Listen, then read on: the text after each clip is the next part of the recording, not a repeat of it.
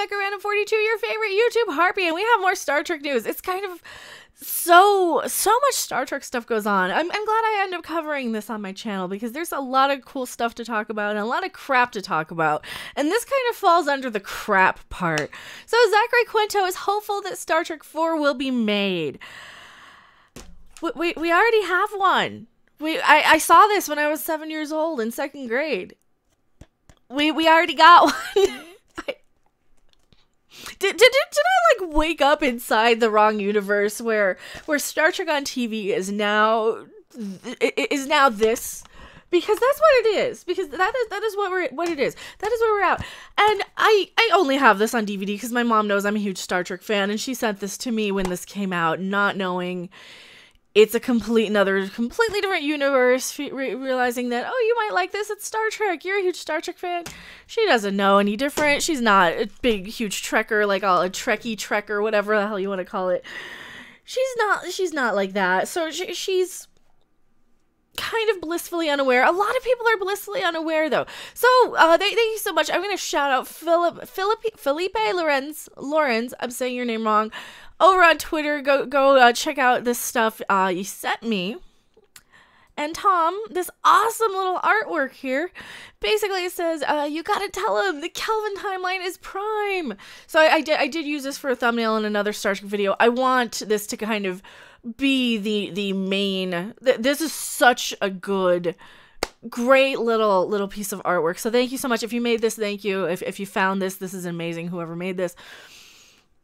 It's a great visual representation. TOS, TNG, DS9, Voyager, and Enterprise are canon, along with any of the movies that are made before that timeline up until Star Trek Nemesis, I believe.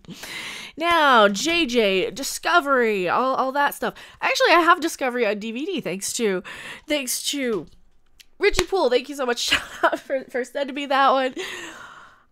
Yes, I'm anal retentive and I need every single one to line up on my shelf and be in order. The only one I don't have is Enterprise and like the other two movies. I haven't been in a huge hurry to buy the other two movies or Discovery, but you know what? It's fine. I would take it. Thank you so much. Let's get into this article. So Zachary Quinto is hopeful that Star Trek 4 Kelvin will be made. Please, Screen Rat, when you do these, Chris Agar, please, like, just kind of take a second to keep in mind that you know, we already have Star Trek 4. You got to kind of specify this the fourth one in the Kelvin, Bad Robot, J.J. Abrams, Alex Kurtzman sort of universe. Because it confuses people. And I'm going to keep beating that dead horse because it does confuse people. And I want to let people know that, yes, Discovery is in the Kelvin universe. Spock actor Zachary Quinto remains hopeful that Star Trek 4 will eventually happen. A decade ago, well, I mean, you know that you know how they can do that? They need to stop lying to the fans and stop insisting that Discovery is in the Prime, or well, here's the thing: Discovery is in the Prime universe. They gotta stop lying to the fans and quit insisting that the Prime universe is the same as the one on TV.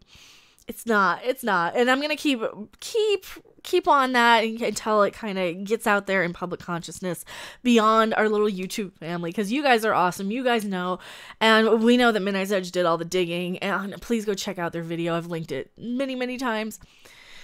A decade ago, the legendary sci-fi franchise received a new lease on life thanks to, why was it dead? I mean, was it gone? Was it completely forgotten and nobody knew what it was? Or did you have people like me who still stockpiled the DVDs, still watched and loved the series, still collected toys? I'm still collecting toys of Star Trek. I can't help it. I'm an addict. I can't help it. I loved Star Trek and you know what it was before the reboots and before the remakes. but yeah, so they're wording this, yeah, slick and entertaining reboot. Bolstered by fast-paced action and strong performances by the younger cast stepping into iconic roles, Star Trek attracted a new generation of fans, and that's the problem. The new generation of fans that want the action. They want, and there's nothing wrong with that. I shouldn't say it as a problem.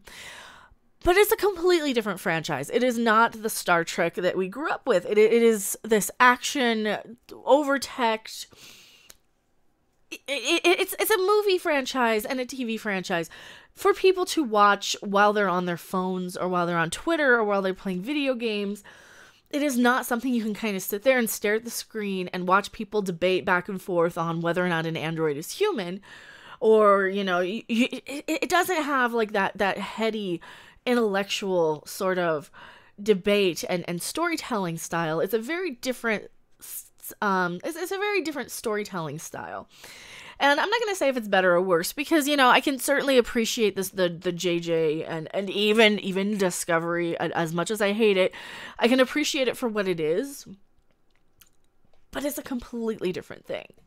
And they kind of release these little articles to basically get it in people's subconscious that, you know, thanks to JJ, it would have been dead, you know, new lease on life, like it was on life support, like it was dead because of JJ. It really wasn't. It just wasn't on the air. There's a huge difference. There's a huge difference. And a lot of that's due to Les Moonves over at CBS himself, who canceled Enterprise because he fucking hates us. He hates Star Trek fans.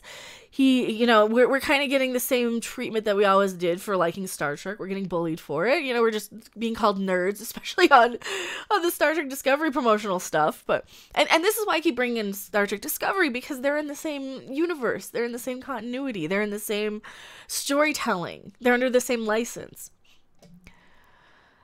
2 sequels, Into the Darkness and Beyond, were made, but failed to recaptivate the magic of the first movie. Well, that's because the first movie, I think we were told that, you know, Spock came over from the Prime timeline, and we were led to believe that it was Spock from the canon universe, and it wasn't. It wasn't. He really wasn't. The former proved to be divisive amongst hardcore Trekkies due to the Wrath of Khan similarities. Well, yeah, and the bad storytelling and just the bad movie that it was. They cured death by using Khan's blood. Why would you do anything if you can just cure death? Why would you go anywhere or explore anything? You can just live forever if you can cure death. Like, why would you take any sort of precautions? Or you wouldn't. It's so stupid. Well, Beyond stumbled at the box office because the second movie was terrible. That's why. Prior to Star Trek Beyond's premiere in 2016, plans for a fourth film set in the Kelvin timeline were set in motion. The story would have seen Captain Kirk cross paths with his father, George, who died in the first movie's opening sequence, and go on another thrilling adventure. Despite having the director S.J. Clarkson on board, Star Trek IV never really gained traction and started to fall apart when negotiations with Kirk actors Chris Pine and Chris Hemsworth collapsed. More recently, Paramount pulled the plug on Star Trek IV altogether, casting a doubt of the franchise's big screen future. But Quinto is still holding out hope he'll return to the final frontier. So this is basically one of their little things saying, "Oh, we still have Spock. We still have Spock. Come on, investors, look, we still have Spock on board. You know, we don't need Chris Pine and Chris Hemsworth. They wanted too much money anyway." Because that is from my best memory of covering this with Midnight's Edge. Remember, I'm just kind of the giggling airhead and the sidekick on the show. I'm not like the investigative reporter. I react to things. I complain about, and I give you my opinion on stuff. My understanding is that because of the backlash of Discovery, and because of the backlash of the fans, the investors who would be putting up money for this movie decided to back out. Also, they were trying to. There's another little thing. They were trying to kind of flim-flam the investors and the stars even, like the stars were thinking that this is a bigger franchise than it is. Star Trek has always been very niche, very, very much this kind of narrow audience of geeks, of nerds, of Trek nerds. It does not have the mainstream appeal as Star Wars or a Marvel movie. And all the changes they're making are trying to make it appeal more mainstream. But the fact of the matter is, Star Trek is still kind of that nerdy niche. And there's a lot of bullying inside the fandom. There's a lot of the new fans that come on board who come in and culturally appropriate our Star Trek heritage to basically say, well, no, this isn't for you. This is not your grandfather's Star Trek. You know, this isn't... Go back to the old Trek, old timer again. You know, what are you going to do? Tell us to get off your lawn? Well, kind of. You know, basically get out of my franchise is what I'm telling you guys. You guys have your franchises. You have your Marvel movies. You have your little flashy entertainment. You have your Divergent stuff. You have all of your Maze Runners and all that stuff. You don't really need to be in the Star Trek fandom. if the problem with Star Trek is that it's not action enough and it's not fast paced enough, then maybe Star Trek isn't your franchise. If your problem with Star Trek is that it's a little too cerebral and it's a little too nerdy and it's too many guys with you know, model ships everywhere, like middle-aged men, 60-year-old men with model ships lining their walls, then maybe Star Trek isn't your franchise. Maybe you can let the people like us who actually want that into the fandom and not try and kick us out because you're changing it and taking over. Maybe you need to like stop insisting, but it is Star Trek, when it's really not. It's a completely different timeline, license, storytelling style, 4 different fans. And if you like both, great. I'm happy for you. I'm happy you can enjoy it. You know, I can even kind of enjoy the first movie when I watch it with riff tracks synced up. You know, I can kind of enjoy it that way. I'm actually kind of looking forward to digging into the Discovery special features because there's going to be some video material in there. Somebody's going to screw up and say something completely ridiculous. I'm just saying, maybe it's not your franchise. Maybe it's not your franchise. So let's see what he says. I mean, it's a broad conversation that we've been having for a while in terms of what the future of the franchise, or what's the future of the franchise. It's in process, so I don't know exactly what to say other than there's no plans for a movie happening this moment. I would love to. I feel like it's been an anchor of my creative life for the last over 10 years now, so if I can get back to it, I'll always be happy to. I love my Star Trek family, so we'll see how it goes. And here's all the numbers laid out for you. Here's the thing.